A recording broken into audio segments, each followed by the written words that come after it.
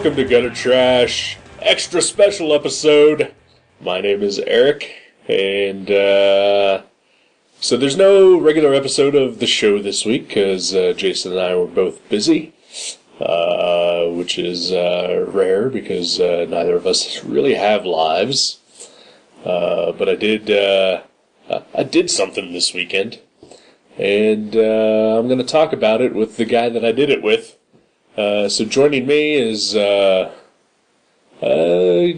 was on part of an episode once, during, when we recorded at Space a few years ago, and he's also been a text guest. Joining me today is Kurt Dins. Hello, listener.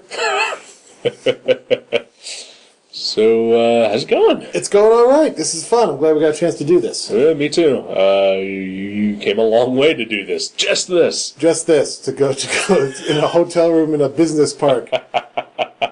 Possibly finding my body tomorrow afternoon under snow and rain. What happened to that guy? Why was he here? His family missed him. Yeah, that's right. No, we came for a convention together. Yeah, we did. HorrorHound weekend. Cincinnati. Technically Sharonville. Yeah, Sharonville. 2013. Yes. March 22nd. Yeah, 24th. Right? This is for posterity, right? Yes. Yes. So yeah, this you're a HorrorHound pro by this point. Well, yeah, I guess done. This is my third, I guess, maybe fourth, third, right. I think. You're the third that I know of. Okay, there you go. But third. You may have done others. That's my seventh. Yeah. But you're also, in general, just a con pro, right? Yeah. Well, you do a lot of conventions. I've done a lot. Yes, but usually the same several. I haven't experimented much out of the. So no San Diego Comic-Con for you? No San Diego Comic-Con. I'm too scared, and I get ignored enough at these other conventions for me to go to San Diego and be really ignored. Right. So, yeah, the Wizard Worlds and C2E2 here and there, and I did a space or two. Right. We miss you there. Yes. You will continue to miss me there. And, what else? I did a couple SPX shows in Bethesda, Maryland, which is an indie show, which was fun, but I don't think I'll be doing those for a little while longer. No. But that's just a whole different story. It's right. The indie comic world is not not for you. Not as much. Even though you are the indie comic world. I guess, yeah. I mean, you make indie comics. I do, but not as often as I used to. So when I have more, I'll go back out and do more. I think it's safe to say that your output is, again, well, it's indie comics, but just from my lessons at Space, it's like there is a very definitive thing that people who go to those shows want. Yeah. And just because you're a guy publishing your own books, hello, excuse me. That was me pinching Eric's nose. He's so cute when he talks about indie comics. The listener does not know that I do this show in full clown makeup. Hello. And I would not respond to that. I would fix that. Pardon me, listener, for tweaking his nose. Anyway. But yeah, so even though you publish your own books, you do everything, you've got the do-it-yourself thing, it's all punk rock comics, but there's a specific type that people who go to those shows want, and it's not the type of book that you make. Yeah, it's I think it's hit or miss enough as it is doing comics like that. Let alone if so whatever genre you're going to go into, whether it's mainstream comics or if it's indie comics, you might have a better shot at getting more people into indie comics, but they still tend to kind of like their own thing. Which is, who the fuck knows anymore? I don't know. I thought I knew.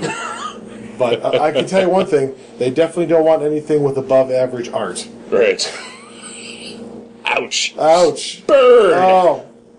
But the only exception to that would be Jason Young, who does above average art and still sells his books, so that's good. Thank you, Safe Face, on that one, Jason. Not that he'll never listen. He'll never listen. He doesn't even know this is happening right now. No, doesn't even know what a computer is. So it's rough. So I figured, you can always do an indie book, Right. It's just hard to build a good following unless you're really consistently doing it and really pumping it out. I just don't have the time to do it. And I don't put it on the web. I don't have like a web comic. Right. Where you can build fans. I'll do it when I can do it and enjoy it then. And scene. But yeah, so you do other conventions though, and you've moved more into just doing illustration. Yeah, pretty much. Right. At least for just shows. Yeah, just for shows. And I bring the book. I have a collection, so I bring the book, and some people will buy the book too. But I've found that I can, I enjoy just drawing illustrations for people too, and I can kind of dictate what I like and dictate my style in that, and people can choose it or not choose it as they see fit. Right. And if they like it enough, maybe they'll ask me to do something custom, and I'll just go with that. But I make sure I present what I like to do and the style that I do it in, so I can either get a yay or nay. Right. Pretty easily. Yeah. So that's why I've been doing horror shows, because my style and stuff I want to do is a little more based towards that genre, and I've really enjoyed it. And it's for if you haven't seen Kurt's art, which if you haven't, fuck off, shame on you. Jason and I spend 230 episodes talking about how awesome Kurt is. It's true.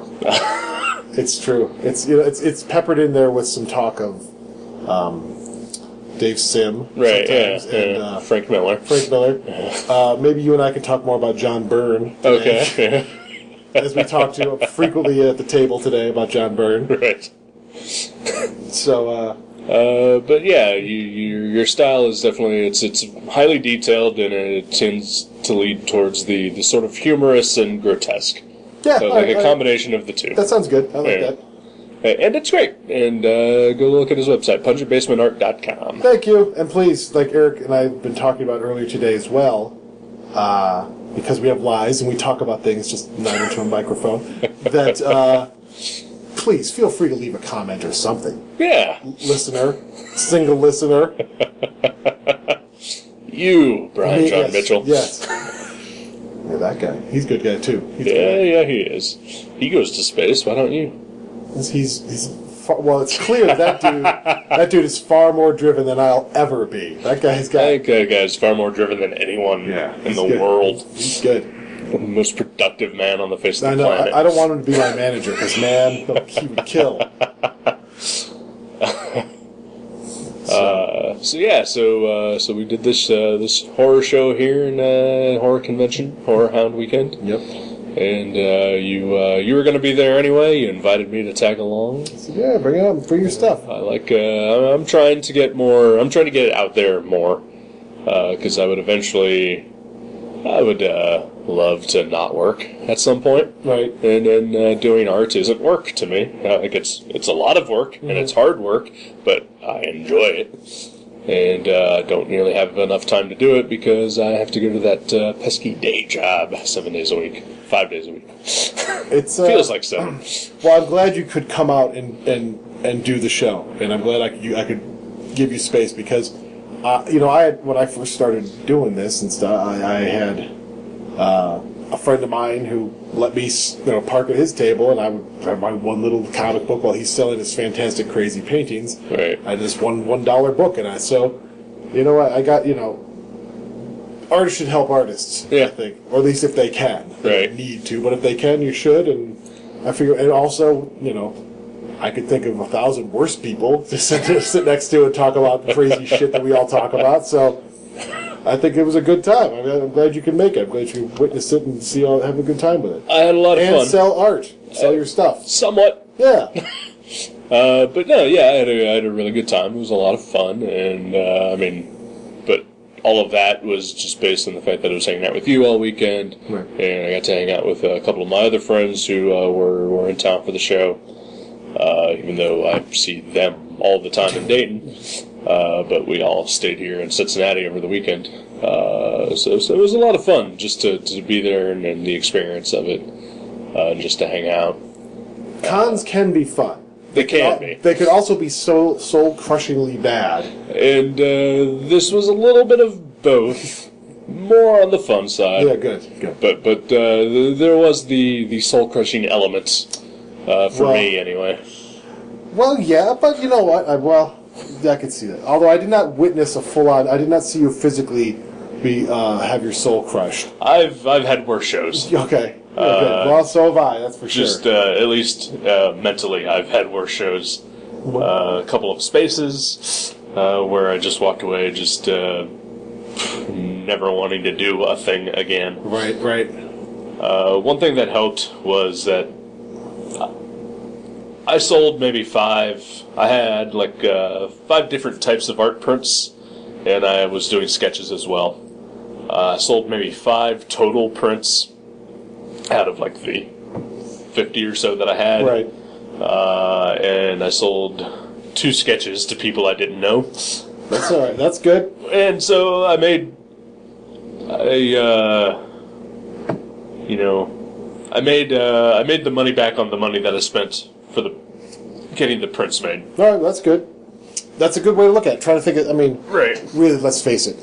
If you're doing art like this, you're not doing it for the goddamn money. That's for sure. Right, yeah. And I know for a fact that just from sitting at these shows and having people sit next to you, sitting to the people left and right. Sometimes they kick ass. Other times they don't do shit. I've seen guys that sometimes they show up, put up their stuff, and then they go and walk around the con for 4 days. Right. So I think it's as meager as it may be. Even selling just a couple of things kind of makes you feel like, okay, well, this isn't awful. Somebody was interested. I'm not a complete rube. Right. And as I told Eric earlier today, sometimes it's worth a good walking around the convention to see what other people do, and you can see how some of them suck so bad, and they still sell stuff. Right. So if you could just, concentrate on the art a little bit and, keep pumping it out, that's the great thing about those prints is all the ones you didn't sell, you bring them to another one. Maybe you'll sell only a couple there or two and free, and then, you just... Right. It's, and I extra can sell stuff. them online as well. Yeah, you can sell them online and... But, the one thing that made me feel better, not great, but better, was that, people who did stop and look and take the time to notice it, right? They all, pointed and was oh, that's great. Right. But not great enough, apparently, to buy. But, It told you were going in the right direction for whatever you're doing. Right. And, even when I physically got the prints, I noticed things that I could have done to make them better. Okay. Different approaches to how the actual execution of the artwork. Okay. To make them, I think, look more presentable. Okay. And that's just a lesson learned. Yeah, sure, absolutely. Yeah. But some of the lessons I learned this weekend I don't think are they were discouraging, to say the least. But, not so much as well, fuck it, I'm done. Right. But,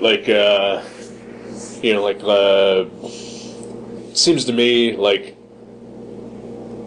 one gimmick is something that I think people really latch onto. Yes, yeah, absolutely. And if not a gimmick, then people really like highly rendered, realistic portraits of characters and things. And of familiar characters, too. Right.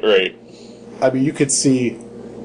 It's funny, and you can see how they similar, if I go to Wizard or whatever, or, even, any comic-based one where it's real mainstream comic stuff, people will want to see... you're going to see guys that do Batman, that do Superman, that do Wolverine, lots of Wolverines. Right. And they kind of have like there's the rogues gallery of your usual suspects. I think I'm mixing my metaphors there, but anyway, these standard characters. And when you go to a horror show, we saw Jason, Pinhead, right. Freddy, a lot of zombies, which is which is interesting because zombies isn't really so much a character as it is a sort of a thing. Right. So you get the same kind of things, and I guess that can be a gimmick, I suppose, in a sense. But like even you had some stuff that people really latched onto. Yeah, and it was gimmicky, absolutely. Yeah. I mean, not enough for them to buy it from you either. Right, exactly. But like you had a zombie version of a couple of sports logos. Yes, and people really liked looking at it. Mm-hmm. And it was like, and then that is more along the lines like, because that seemed like it was fun for you to do anyway. Yeah. But like and again, like the two booths that were right next to us on either side of us, like nice guys, like all of them. Yeah. Like super nice and very friendly, but they did that type of like highly rendered, type of artwork, that to me, like, it doesn't have like a lot of flair to either of them. Right. They're just portraits. Yeah, and almost like, I mean, as like, there's that, I noticed there's the one, the guy next to us had, what was it? It was Phantom of the Opera? Was it Phantom of the Opera, or was it Jekyll and Hyde? I think it was Jekyll and Hyde. He had the big top hat. Yeah. And he had the deformed face. And literally, that picture is like probably the picture you could find on Google if you type that in. And once again, it was well rendered. All of these were well rendered. Right, yeah. But there's definitely skill that goes into those. But it wasn't like, it was very like, there wasn't, like, his head wasn't twisted in a different way. His facial structure wasn't enhanced or low. It was just, boom, it was that picture. Right. And, it's launching. It was barely, I think there might have been some color in it, but it's not like he even took that picture and, like, I don't want to say Andy Warholed it up, but, like, did it in, like, all black, or not, all green, or all some different sepia tones or something. I mean, he did it pretty standard. Once again, it's fine. I mean, and it's good, and they were all talented guys. But they give you a very straightforward thing, and I think generally, though, and maybe you and I are just super sensitive art types, it seems like... I'm crying right now. Yeah. Our berets are on, tiny cups of cappuccino, and we're all pissed off all the time. Yeah. But that people that come to those shows kind of want to see that stuff, you know? Right, yeah. I mean, that's part of their club, and that's part of their deal. And there are people that don't. Right. And I think you and I cater to that, but you're right, absolutely. People... But like everything that I had, is familiar characters. Yes. I had a Hellboy prince, I had a Doctor Who prince, and all of the Universal Monsters thing. Right. And, the Lon Chaney Jr. thing I had was a little obscure. Right, yeah, right. But at the same time, recognizable actor is an actual movie. Sure. But, and, like, I hate to say this, but, because... certainly no one has a lower opinion of my own artwork than me. But it is a more stylized type of art. Yeah, you have a more cartoon. It's your style. It's you doing that art. Yeah. And I could say that I'm like that. And exactly. And OK Panic. If you look at OK Panic, okpanic.net, folks. All four artists render those things. That's what I like about things. All four of us render things differently. Jason obviously has a completely different style than you or me. Right. So we all, it's taking a familiar theme and pumping four different versions of it to it. There's not quite as much of that. Right. And it's like, if I were to do, like, the Jekyll and Hyde, the Lon Chaney thing, or London After Midnight, or whatever the hell it was. Yeah. I would go to Google and I would search that image. Yes, but then I would just because I don't know what that guy looks like, I want to know, like little things that maybe I can enhance or tweak or do something, but I'm not going to draw that exact same thing. Right. And I did do 2 sketches over the weekend for kids who, they had a picture on their phone of the thing that they wanted sketched, and I am pretty sure that they just wanted me to draw that exact same thing that they had on their phone. Sure, okay. Like one of them was Batman, the other was Jack Skellington from Nightmare Before Christmas. And I told them both. It's like, well, I mean, I'll do it, but it's not going to look like that. It's going to look like I drew it. Right. And I think that's important. That's good. I try to tell people too. I'm like, if I'm going to do something for you, it's going to be kind of cartoony. It's right. Going to be, yeah. It's like I can give you the same vibe. I can give you the same pose, but it's going to be my style. And I can change my style. I've certainly spent many years just adapting to whatever. Because I like to change it up sometimes, but I'm not going to do something that is deliberately someone else's thing. Sure. Yeah. Or if I do, then it's usually a joke or an homage or something like that. Right. But it still looks like I did it. And it's that is the problem. Well, that's not even a problem, but right. Yeah. That's what happens when you go to the shows. You've got to kind of just make sure you force feed or show people that that's what you do and that's your style. Yeah. And I think people find the confidence in that, knowing, hey, that guy really kind of does it differently. I want to see it like that. Right. It may be difficult because you're catering to more of a specific crowd. Right. Within the already specific crowd of people that come in. Right. But I just think it's going to happen. I mean, that is one thing I've learned. Every show I go to, I was always, I'll sell stuff. I'm lucky enough to sell stuff, and people will like my style. But there's just a lot of people looking, they go, hey, that's neat, and then they don't want to buy it. Right. And then they'll go buy, the Batman, or they'll go buy the Freddy Krueger. And it's, I think that's, it's just, like I said, subgenre within a genre already of people that, how art works. We could talk about art like that for days, probably, but I can't stay for days, really. Yeah. But I mean, like I said, it was a little discouraging to learn that, or at least to experience that, because I think I kind of knew that beforehand. Mm-hmm. And I mean, honestly, like the prints that I did make, were, I mean, some of them were stuff that I did for OK Panic, but it was also like I made them specifically prints because I thought, well, these might sell because they are recognizable characters and things, and like the Universal Monsters thing was like a mashup between that and the Super Friends. Mm-hmm, sure. And I thought that that would be a thing that would catch some interest. Right. Apparently, just not enough. Yeah. You might just, some people might have gone, I don't know what to do with it. Right. And this kind of goes back to what I said before. It's like when we might as well almost be doing, it's kind of like indie comics, or even any kind of comic that you bring to a convention to do.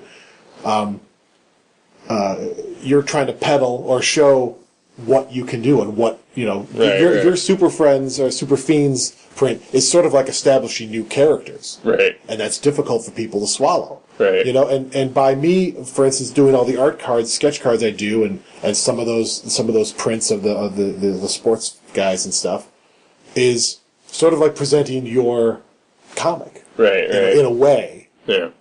But it's a little more direct. It's a little less. I mean, I think presenting a comic is way harder.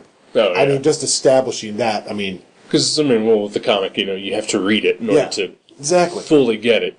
And people don't want. I mean, people want. They like X-Men. They like Dazzler anymore. Is Dazzler a thing?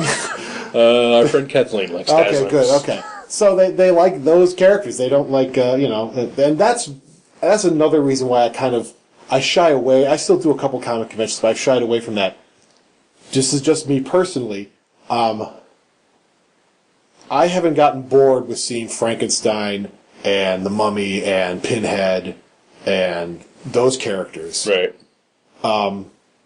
As much as I've gotten tired of constant renderings of a dark Wolverine or a dark Batman or different Superman and stuff. Once again, that's just me personally. There's a lot of really cool comic artists out there doing cool stuff. Right. But I'm tired of that genre, I think. Right.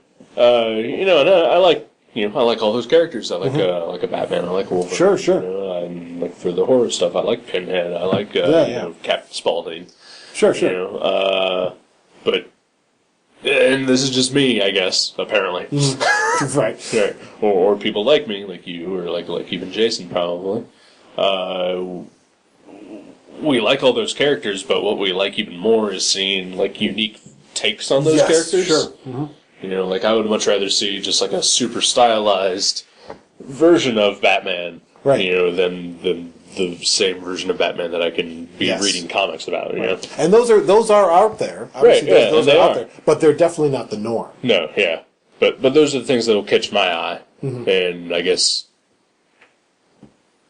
Just sort of the realization that, not everybody feels that same way. Sure. Even though I knew that. Right. Like, I already knew that going in. But, like, it was just sort of, not like a glancing blow, from reality, but, just like a light tap from reality. Sure. Like, I am one of few people that dig that kind of thing. Right.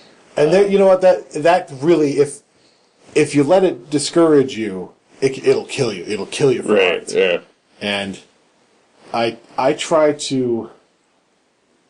Another thing I've noticed about our monster shows, and even some indie shows I've done, like SPX, I really, personally myself, really enjoy the creative process, and I like watching other people do the creative process, and I like to see what people do that's interesting and new and creative. Right. And I liked seeing, when I go to the horror shows, that there's lots of more stuff besides just cool illustrations. There's neat crafts, there's cool ideas, sculpture. Yeah. Well, like even the people next to us, like they had the art that I've been talking about. Yeah. But they also had like dolls and like masks that they made themselves. Right. And those to me were like far more interesting than the portraits that they were absolutely. selling. Yeah. And at specifically SPX, and I'll say that for this show, is that within the indie world that SPX has, and that collects a lot of people from that in that indie genre, is that the styles of art are so varied, and the creativity with how they present their books and all that stuff. It's great. It really to me it energized me thinking, okay, I'm not doing that, but wouldn't it be great to do a indie book that's all like, it's like 12 inches long but only 3 inches high, right? Yeah. And work within that parameter, or don't give Brian any ideas. Yeah, okay. or hand cut. Well, Brian's doing it too. He's making those tiny books, hand cutting, and there's a lot of neat stuff in that energy to pull from. Right. And it sounds like I'm railing on comic shows, but I'll tell you why I don't prefer comic shows, I guess. Once again, there's creativity there, but it's generally still in the same kind of format. Right. And indie shows are more open to different formats and different things. Right. Comic guys, you're going to basically get your same, maybe mini books, but maybe some people that just like the big books. Right. But, there's creativity anywhere for those kind of shows, but it depends. Some shows are more accepting of it than others, I think. Right. So, that's really it. I don't think I have anything more specific to say about why I'm doing the monster shows. No, but I'm glad you could be there for that, and then, Like, and again, despite the past 20 minutes, I had a lot of fun. Good. And again, but it mostly just came from seeing all the neat things that were around, and from getting to hang out with my friends and get out of the house for a while. Good. Because I'm generally a quiet loner. Brooding. Yes. Some may say brooding. Some. And then all the hot chicks. Sure. And, I took a bunch of pictures of, people doing cosplay, and, I'm not a cosplay guy. There's an episode of my Stupid Sexy podcast that we did that we talked about cosplay a lot, and my basic thing is I think people who cosplay are weirdos, and they do want attention, but at the same time, to say that they're bad is dumb. It's just their way of celebrating what they like, and it is neat when you see it in person. If you see a good costume, there's really and we saw a bunch this weekend. Yeah. But we just it was a good time. Even despite the crushing crowds. Yes, this was the Walking Dead mania show. It's like it's like if the Beatles were here. Like, it was just everybody, oh my God, Norman! And they had 6 members from the cast there. Right. So there was a ton, and I knew I liked the show, but I didn't realize how much people in Cincinnati liked this show, because it was crazy. This wasn't just Cincinnati, though. It was people came from out of state as well. Yeah, that's true. And not just vendors or exhibitors or guests. Like fans drove here. just to meet Norman Reedus. Sure, mostly. sure. Mostly just Mostly Norman Reedus. Although, when I was in line for Carpenter, John Carpenter, to do a single question interview, which you'll be hearing on a later Gutter Trash episode. Spoiler. Jason doesn't listen. No, yeah. So, there was a guy behind me, and he had some sort of, it was like a promo poster, because it was long and thin for The Walking Dead. It might have been a video game, might have been some DVD thing, but it was a long, like, promo poster. It's one you just couldn't buy in the store. Right. And he had it covered with autographs. I think that guy must have traveled state to state. He found everybody. Wow. I mean, he had a ton, and he was telling people about, so he got 6 of them here, probably, but I think, he had... But, like, Rick wasn't here, like the guy who plays Rick. Yeah, right, yeah. I don't know. I didn't ask him if he had Rick, but, I think he had guys from the first season. He had, like the sister that died in the first season. Right, yeah. He had a bunch of people. So that was kind of neat, and that's obviously that's fanatic, but Right. But yeah, there were some pretty devoted fans there for that guy and Right. those guys. But that is a thing that I learned from conventions in general, but this one specifically is like, for all the stuff that I like, apparently I don't like it enough. Yes, yeah, you need to engage just one more notch. Yeah. Because I like The Walking Dead too, but you tell me that I'm going to stand 6 hours on a line just to meet a guy for like 5 minutes? Yeah. No. No. But hey, if that's what you're into, by all means. Unless that dude's coming out for drinks later on, I am not waiting 4 hours to see him. Exactly, yeah. Because it's just, that's great. And, you know what, I think I'm not particularly super fanboy when it comes to that. Right, The times I have been a super fanboy, usually I feel foolish afterward. Right. But, yeah, I wouldn't sit in line for that long. So. No, yeah. Like, I met Sid Haig, like 10 years ago. Yeah. But there was no line. And, like, I got to talk to the guy, like, directly for, like, a couple minutes. And it was fine. I got his autograph and got a picture with him. And then, that was it. But, yeah, like, I think he was there this weekend, too, wasn't he? Yeah, I think so. Yeah, I didn't see him down there, but... yeah, he was. That's right. Yeah, I saw him, yeah. But, like, if he had, like, like, even an hour wait, well, fuck, even 15 minutes, I'd be like, I'm out of here. Yeah. There was a couple people I waited for today for interviews, and I was like, okay.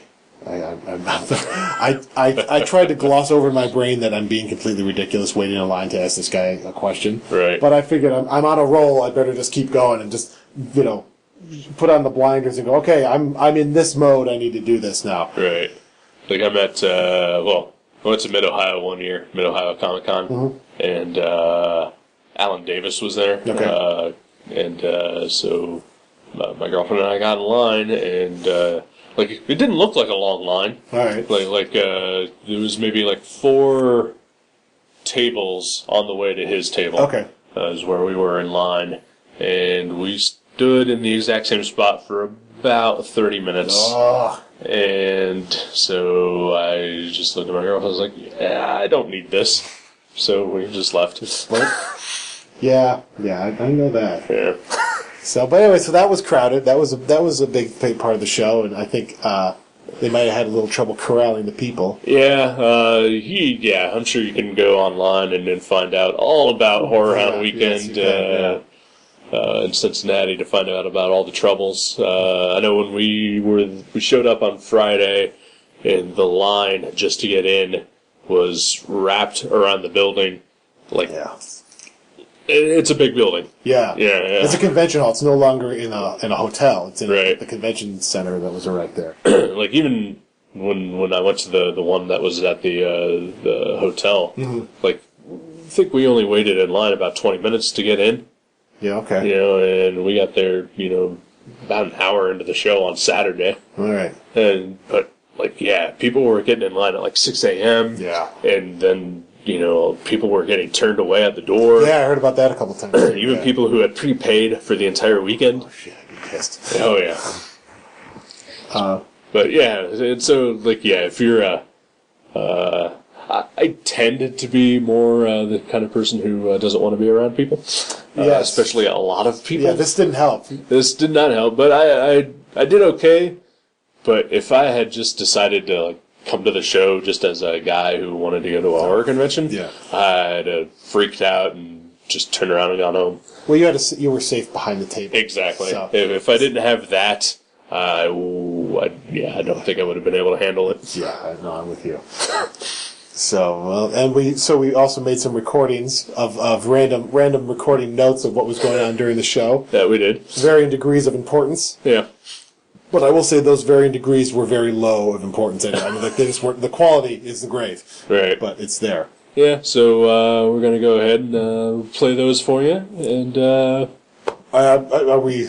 I don't know. You're the one that's got places to be. Well, so. I do got to split, so I'm going to say goodbye, I think. Okay. And thanks for having me. I'm glad we had a chance to do this. Maybe sometime I'll find that Jason guy. All right. I'm wondering if Jason is some sort of like... he may not exist. He may not exist. Yeah, I'm pretty sure I just make him up in my head, and I change my voice. Change your voice to do it? I like that. That would be I just gotta go a little stoner, and, yeah. I'm not doing it perfectly right now, because I'm not prepared. You need to tweak all these knobs and buttons that are around here. Right. The production studio that he brought, the mobile production van that we're in right now, is astounding, folks. Really, it's everything that it's supposed to be in your head. Beautiful. Well, thanks for being here. Thanks for having me. And thanks for letting me hang out with you all weekend. Absolutely. I'm sure it was a chore. Nope. Anytime at all. I need the company sometimes. All right. Because what if the guy who's next to me at the table is a real asshole? And you're sharing the table with me and you're no asshole, so it was good. Well, the guy behind us was an asshole. He was a douche big time, yeah. Well. All right, we'll worry about him later. Exactly. All right. Well, yeah, so hopefully you guys can hold on to your goddamn pants until the next Gutter Trash episode comes out and be satisfied with this little special bonus. This will satiate you. Yes. Bye, all. Goodbye. This is Kurt Dins for the Gutter Trash Podcasting Network, and I'm at HorrorHound Cincinnati with Eric Schonborn. It's about 1 o'clock, and we're determining right now whether we should start a contest of count the Friday the 13th shirts or count the Walking Dead t-shirts. But either way, we're also considering doing the black t-shirts, and that I think we'd be going crazy now. Well, so not black t-shirts. Oh, not black t-shirts. All right. That's the easier game. Yeah, it's a much easier game. So there's 4. four t-shirts. Walked right past us earlier. And also count the people that don't have tattoos. Oh, yeah. That would be the other one. So there'll be more. Just stay tuned. Thank you. This is Kurt Dins for the Gutter Trash Podcasting Network. I don't think you need to keep saying that. Oh, yeah, I do. And I'm in the Cincinnati HorrorHound weekend. And Eric, I just wanted to tell you, one of my friends is supposed to show up at the show, but I haven't seen her all afternoon. All right. Perhaps you've seen her. Her name's Dawn Keyballs. Perhaps I should see at the front desk if they'll page her. It's 3:30 now. I wonder if I'll try that or not. You have any friends that are coming? Yeah, actually, my friend Hugh. Oh, yeah? Yeah, Hugh Janus. Oh, Hugh Janus is coming. You know what? I've heard good things about Hugh Janus. Well, all right. Then we'll just have to go try and see what we can find if our friends are showing up. All right. Thank you.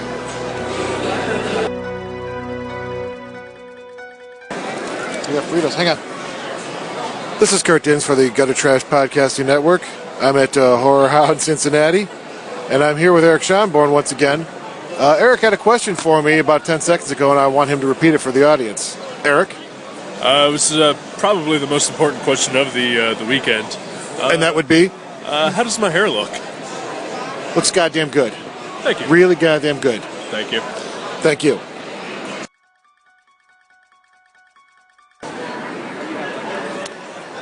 This is Kurt Dins for the Gutter Trash Podcasting Network. And right now I'm in HorrorHound Convention and the lights just went off. More later. Thank you.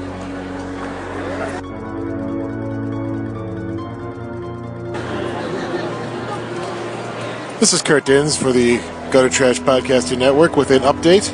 The lights are back on and I can go back to my original idea, which escapes me at the moment, but it might come back to me. Oh, yes, okay. We are having an update right now. It's about 6:20 in the evening. Show's going to wrap up in maybe either 40 minutes or an hour and 40 minutes. And right now, Eric is eagerly awaiting the young man who purchased a sketch from him to show up. Eric, do you have any thoughts on the subject? I hope he gets here before we leave. Otherwise, well, I guess I'm just going to have to sell that drawing and make extra profit on it because the kid already paid. Interesting. I also must bring into the my story is that I went to go see Michael Madsen today to ask him one question for the Gutter Trash Podcasting Network, and was denied by his keeper, being that they were scared that I would ask him a question about whether he did boxers or briefs, or perhaps whether he was drunk or not. But regardless, I didn't get to ask any questions, so I, with my tail between my legs, came right back to the booth. Well, thank you for the update. Oh, and you know what? Here we are. The man has returned for his sketch. Good news here at the Gutter Trash Pungent Basement Tent. Thank you for listening.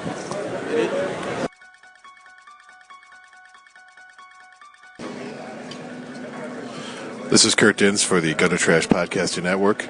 Sunday morning at HorrorHound, Indiana. Cincinnati. I should say, not Indiana. And it's about maybe an hour or so before the show starts. And I'm sitting here with Eric as he finishes up a sketch.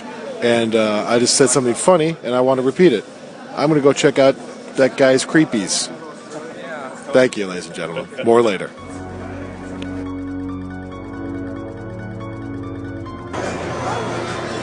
This is Kurt Dins from the Gutter Trash Podcasting Network. Sunday at HorrorHound, Cincinnati. And Eric and I are now discussing watches. Eric, why don't you relay the story of what you just told me, and then I will also comment on it as well. All right. So I was just saying that throughout this entire weekend, every time I want to know what time it is, I keep looking at my wrist, thinking that I have a watch on. I don't, because I'm wearing our HorrorHound passes on my wrist. And then I asked Eric, has he ever worn a watch before? And his answer was? Yes, I have. I used to wear one all the time. Up until probably 6 years ago, I stopped wearing one. Any reason you stopped wearing it? I think partially because I started having a cell phone, and so would just use that as a timepiece, or was just constantly in places where there are clocks everywhere. But otherwise, I really don't have a good reason why. I just stopped wearing it. I think the cell phone's a good reason. I used to love to wear a watch when I was a kid. Although, when I was a kid, watches, like digital watches, were still pretty new. Right. And they started doing the calculator watches. Right. And even some watches had like Pac-Man games on it. Okay. Like the watch looked like a Pac. It was the worst possible. It was like an LED or LCD. Those. Yeah. And so hold on, I had one that was a transformer. You could take the face off of it and it would turn into a little figure. Oh, that is sweet. So I used to like wearing because I like digital clocks. I like pressing buttons. So I think it was just more the fact that I had a cool watch. This was like in probably 7th and 8th grade, and I think I stopped wearing them right before high school because metal dudes don't wear phone or have watches. And then I thought it was also kind of like, that's going to reduce my stress, man. I'll never need to know what time it was. And then I went through a thing where I didn't like having things on my wrist. But now, just like you, I have the cell phone, so right. I don't really need a watch so much. Yeah, I have actually like 4 watches at home. They're all like gold watches. Really, like nice ones? Yeah, pretty nice ones. All presents from my mom. And I like them all. Like 6 months ago, I tried to make a concerted effort to start wearing it again. Yeah, it lasted about a week. Yeah, I used to have there was a brief period of time before I stopped having things on my wrists. I used to wear because I was metal rock and stuff. I wear bracelets sometimes. Right. And I had a Swatch watch actually. Nice. Yeah, and it wasn't super girly. It was like a cool black Swatch with some well, I thought it was cool. Right. But yeah, then I just stopped putting that shit. That's like when I took my earrings out. I just stopped liking shit hanging on me. Freaks me out. And what about if Now, you said you don't like having things on your wrists, but like, what if you have like one of those like heavy metal studded wristbands, but actually has a watch in it? Oh, see, I used to in junior. Also in high school, I used to really like the studded metal wristbands. I was super into that. Oh my god, I had a bunch of them. If I had one now for a watch, I don't know. I'm awfully clumsy, so I'm being really afraid that, like, I'm really used to how perfect my hand fits into things. Right. So I'm scared if I put on a watch, even sleeves and things becomes a big concern for me. I'd rip the watch, and a wristband would just kill me. I think I'd probably poke my eye out. That actually plays into part of the reason why I don't wear watches anymore, is because I am also super clumsy and have often found myself, I'm just walking and I'll ram my hand right into like a doorstop. Okay. And so it like hits right on the face of the watch, and I have actually broken like at least 3 watches. Really? No kidding? Okay. I usually bang my elbows. I don't know if it's just because I walk like a chicken or some shit, but I mean, there's a lot of stuff that we could explore as far as that goes. But yeah, I don't like that. I don't much like wearing watches. So, but yeah, now we have these stupid wristbands on, and we got to wear these all weekend. Yeah. At least they're plastic, because some of the ones that are sort of like that paper fiber stuff that doesn't really wash off, but it just gets nasty. Yeah, I'm barely tolerating this thing now. I got it on nice and loose, but same here. Like, I might actually forget that I have it on, and like probably even go to work tomorrow. And then check to see if you're at work on time. Yeah, yep. Nice. Okay, well, thank you. Segment done for now. Let's see.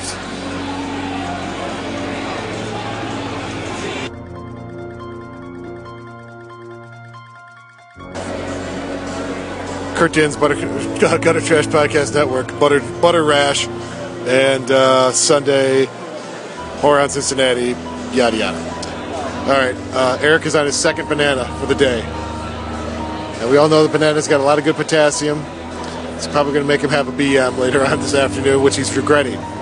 Because the conditions at this place, well, they're fine conditions, it's just anytime you get a mass of people in there, the bathrooms are the first thing to go, boys and girls.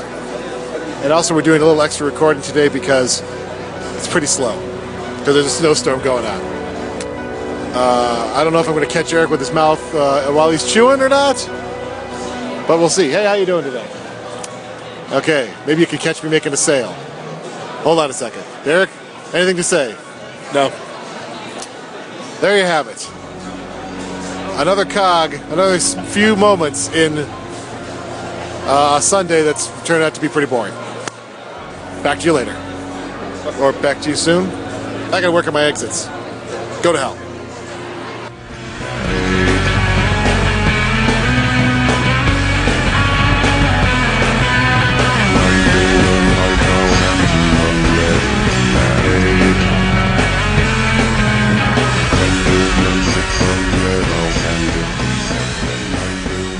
Thank you for listening to Gutter Trash. You can subscribe to the show from guttertrash.net or from iTunes and leave us a review.